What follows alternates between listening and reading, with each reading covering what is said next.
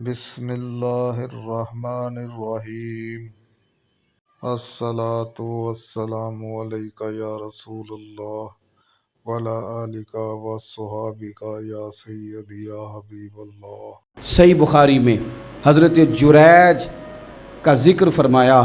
جریج نفل پڑھ رہے تھے، ماں نے آواز دی، وہ آ نہیں سکے، نماز میں تھے، ماں ناراض ہو گئی، اس نے ہاتھ اٹھا کے کہا اللہ یہ اتنی دیر تک مرے نہ جب تک کسی بری عورت کا منہ نہ دیکھ لے۔ کسی اور کی دعا کے لیے سند نہیں ہے کہ وہ تیرے حق میں ضرور قبول ہوگی، لیکن ماں باپ کی دعا کے لیے میرے نبی پاک نے سند بیان کی ہے۔ سید عالم صلی اللہ علیہ وسلم فرماتے ہیں جب بھی ماں باپ اولاد کے لیے ہاتھ اٹھاتے ہیں رب ضرور قبولیت کا شرف عطا کرتا ہے۔ تو جہاں سند موجود ہے نا، کچھ افتتاح ابا جی سے بھی کرا لینے چاہیے، کچھ کام شروع کرنے سے پہلے صرف اماں سے ہی دعا کرا لینی چاہیے۔ یہ والا افتتاح بھی بڑے کام کا ہے کیونکہ یہاں سند بیان کر دیا میرے نبی کریم۔ تو جناب جریج کی ماں ناراض ہو گئی، کہنے لگی اللہ اس نے میری بات نہیں سنی۔ اب تھے تو وہ نیک، لیکن رب کریم کی حکمت کا تقاضا ہے، ماں کی دعا کو بھی قبول کرنا تھا، اللہ نے آزمائش میں مبتلا کر دیا۔ والدہ تو چلی گئیں، وہ ایک خیمے میں، ایک کٹیا میں، ایک جھونپڑی میں عبادت کرتے تھے، اللہ کو یاد کرتے تھے، رب رب کرتے تھے، اور لوگ ان کی بڑی تعریف بھی کرتے تھے، لوگ ان کے ارادت مند بھی تھے، عقیدت مند بھی تھے، اہل محبت بھی تھے۔ ایک عورت آ گئی، بس وہ اللہ کی حکمت پوری ہونی تھی، اس نے آ کے پہلے تو انہیں اپنی طرف مائل کرنا چاہا، جب نہ مائل ہوئے تو الزام لگا دیا۔ یہ ہمارے دور کا تقاضا ہے، لوگ پہلے آپ کو اپنے حق میں قائل کرتے ہیں، اپنی فرما برداری میں لانا چاہتے ہیں، اگر آپ نہیں آتے تو پھر وہ آپ کو مجرم قرار دے دیتے ہیں، یا میرے ساتھ چل ورنہ پھر میں تیرے خلاف پراپوگنڈا کروں گا۔ دو ہی باتیں، پہلے اس نے قائل کیا، جب جناب جنیج قائل نہ ہوئے تو اس نے قریب ایک چرواہا تھا، اس چرواہے کے ساتھ جا کے منہ کالا کیا، مقررہ وقت پہ بچہ پیدا ہو گیا۔ لوگوں نے کہا کس کا ہے؟ کہنے لگی اس خانقاہ میں، اس حجرے میں عبادت کرنے والے کا ہے۔ اگر کسی دیندار پر ذرا سا بھی الزام لگ جائے تو آپ یقین کریں کہ بڑے بڑے خوفناک لوگ بھی نیک ہو جاتے ہیں، جن کا اپنا سارا ماضی کالا سیاہ ہو وہ بھی اجالوں کے راہبر بن جاتے ہیں، جن کی اپنی زبانیں ساری زندگی آلودہ رہی ہوں وہ بھی بڑے بڑے اعلیٰ سچ بولنے لگتے ہیں۔ اعلیٰ کچے میرے مکان کی دیوار کیا گری، لوگوں نے تو میرے صحن میں رستے ہی بنا لیے۔ بڑے لوگ آ جاتے ہیں، پھر بڑا کچھ کرتے ہیں اور بڑے بڑے خوفناک جملے کستے ہیں، بس کو نقطہ جو ہاتھ آ گیا، ایسے جیسے گرنے کا انتظار کر رہے تھے۔ اب جناب لوگ اٹھے، احتجاج شروع ہو گیا، شور پڑ گیا، یہ بابا بڑا نیک بنتا تھا، نفل پڑھتا تھا، عبادتیں کرتا تھا، دیکھو اس کا حال کیا ہے کہ اس نے ناجائز بچہ پیدا کیا۔ بغیر تحقیق کے میں کہہ چکا ہوں کہ الجھے الجھے بکھرے بکھرے روز و شب دیکھے گا کون، لوگ تیرا جرم دیکھیں گے سبب دیکھے گا کون، لوگ تیرا جرم دیکھیں گے سبب کوئی غور نہیں کرتا کہ وجہ کیا تھی۔ او بھائی کچھ تو مجبوریاں رہی ہوں گی، یوں ہی کوئی بے وفا نہیں ہوتا۔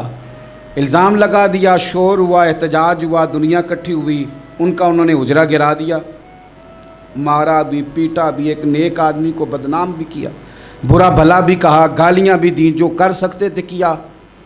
اب جب سزا دینے لگے نا تو جناب جریج کہنے لگے تھوڑی سی اجازت دیتے ہو، مار تو تم نے دینا ہی ہے۔ کہا جناب ٹھیک ہے دیتے ہیں۔ انہوں نے کہا صرف 2 نفل پڑھنے ہیں۔ اب وہ نفل پڑھ رہے تھے تو لوگ اس وقت بھی کہہ رہے تھے فراڈ ہی کر رہا ہے، دھوکہ ہی دے رہا ہے، چونکہ ذہن بن گیا نا، بدگمانی آ گئی۔ انہوں نے 2 نفل پڑھ کے ہاتھ اٹھائے، کہا اللہ جانا تو میں نے ہے، پر اس رسوائی کے ساتھ جنازے تک نہیں خراب ہو جاتے، قبریں تک نہیں لوگ بدنام کر دیتے، کہ اللہ جانا تو ہے پھر اس رسوائی کے ساتھ، تو میری مدد فرما، اب تو میرا کیس تیری ہی عدالت میں ہے، تو رحمت کا دروازہ کھول۔ ہاتھ اٹھائے، دعا مانگی، نفل پڑھے، پورے مجمع پہ نظر دوڑائی، کوئی نہیں تھا سپورٹ کرنے والا۔ کل تک جو کہتے تھے نا تیرے لیے جیئیں گے، تیرے لیے مریں گے، ساری عمر ہی آٹا گدہ ہے، لکھاں کیتے نہیں پیڑے، اب وقت آیا ہی تے محمد بخشا کوئی نہیں ہو بیٹھا نیڑے۔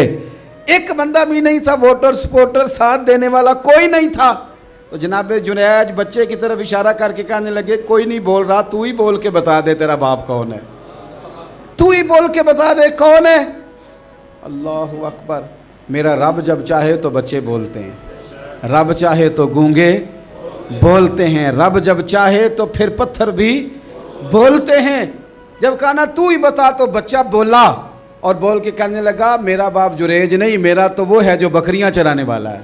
میرے نبی کریم علیہ الصلوۃ والسلام نے اپنی امت کو مایوسی سے منع کیا، فرمایا رب سے دعا مانگو تو اس طرح نہ مانگا کرو، یہ مشکات میں حدیث ہے، فرمایا یوں نہ دعا مانگا کرو کہ یا اللہ دے چاہے نہ دے، فرمایا رب سے مانگو تو پورے شوق سے مانگو، عرض کرو یا اللہ دے تو ہی ہمیں عطا فرمائے گا، مالک عطا فرما، فرمایا ذوق سے مانگو، جذبے سے مانگو۔ ہمارے ہاں استاد دو قسم کے ہوتے ہیں، ایک ٹیچر کی ڈیوٹی ہے اسکول جانا، اس نے کوشش کرنی ہے کہ اگر کوئی موقع مل جائے بھاگنے کا تو اسکول سے نکل جاؤں، کوئی چکر چل جائے تو۔ میں بھی چھوٹا سا استاد ہوں تو استاد ناراض نہ ہو مجھ سے، سمجھ لے میں اپنی تربیت کے لیے بات کر رہا ہوں، تو کسی طریقے سے نہ کوئی چکر چل جائے، کوئی فارم چلو مل جائیں، سائن کرانے چلے جاتے ہیں، کوئی ایسا چکر چل جائے صحیح نکل جائیں، یہ ایک استاد ہے۔ ایک استاد ہے اسے شوق ہے، اسے ذوق ہے پڑھانے کا، وہ جب دیکھتا ہے نا کہ یہ کچھ بچے کمزور ہیں تو وہ کہتا ہے تم نے سیکنڈ ٹائم میرے پاس بیٹھنا ہے مفت بغیر ٹیوشن کے۔ میں نے دیکھے ہیں یہ لوگ، میں نے دیکھے ہیں، استاد اوور ٹائم دیتا ہے، ٹھیک کہہ رہا ہوں جی میں؟ دیتے ہیں جناب، دیتے ہیں۔ کچھ بچوں کو استاد کہتے ہیں تو گھر آ جانا، یعنی ایک استاد ہوتا ہے تو پرجوش استاد ہوتا ہے، ان دو لوگوں میں فرق ہے۔ اقبال کہا کرتے تھے اگر کوئی شعیب آئے میسر تو شبانی سے کلیمی 2 قدم، کہتے تھے دعا کرو کہ حضرت موسیٰ کلیم کو کوئی حضرت شعیب علیہ السلام جیسا مل جائے، کوئی مل جائے نا ایسا تو وہ پھر تازگی پیدا کر دیتا ہے۔ تو کچھ پرجوش، امام مالک رحمۃ اللہ علیہ کے ایک شاگرد کہتے ہیں کہ میرے استاد جو تھے وہ بڑے پرجوش تھے، علم پڑھانے میں شوق ہوتا ہے پڑھانے کا۔ یہ کچھ لوگ جمعہ پڑھاتے ہیں تو کچھ کہتے ہیں کہ ان جمعہ آ گیا تو کی کرنا ہے، ہمارے شاگردوں میں بھی ایسی ہیں، رات کو پوچھتے ہیں۔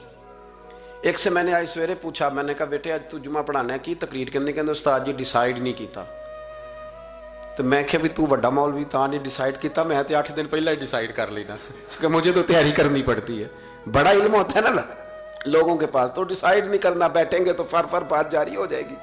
کہنے لگا نہیں وہ میں نے کہا خدا کے بندے کہتے ہو لوگ آخر میں آتے ہیں، تم بتاؤ تم تو تیاری آخر میں شروع کرتے ہو، کچھ خدا کا خوف کریں بھائی۔ ایک استاد ہوتا ہے ایک پرجوش۔ امام مالک کے شاگرد فرمانے لگے کہ ہمارے استاد پڑھانے میں بڑے باذوق تھے، ان کا جذبہ رہتا تھا پڑھانے کا، اور کتاب سے وابستہ رہتے تھے، پڑھنا پڑھانا مسائل دریافت کرنا، یہ شعبہ ہے نا جی ہمارا۔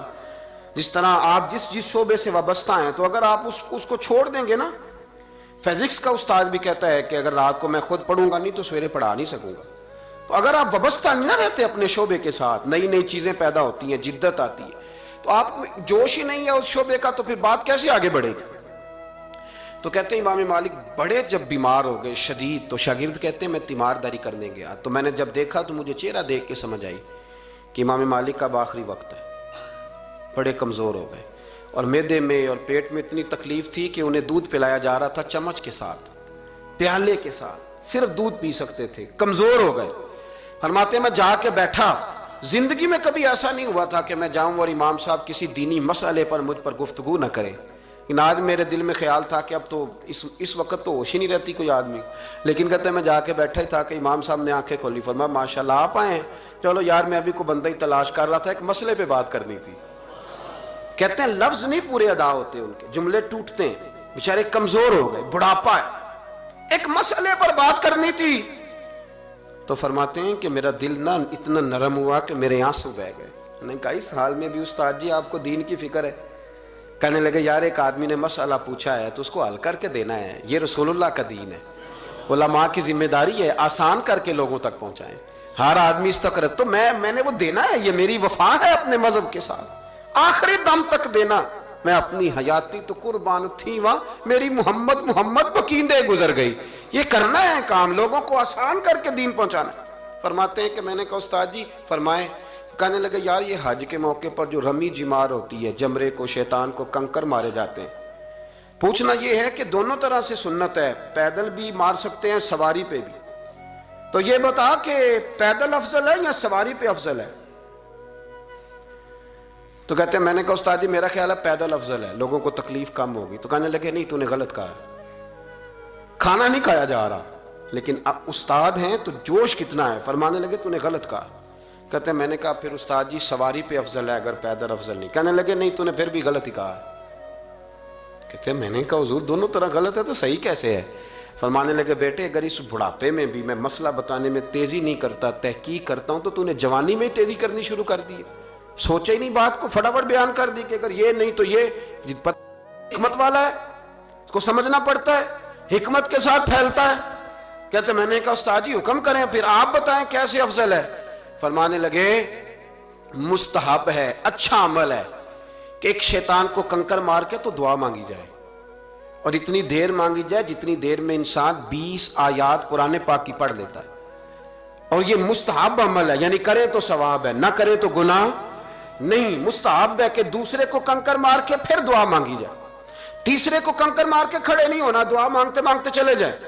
تو فرمانے لگے مسئلہ سن، جس نے چونکہ مستحب ہے مانگے چاہے نہ مانگے، تو جس نے تو کنکر مار کے دعا مانگنی ہے نا، اس کے لیے افضل یہ ہے کہ وہ پیدل کنکر مارے.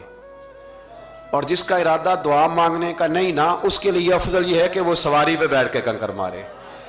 تو دونوں جہتیں بدل جائیں گی.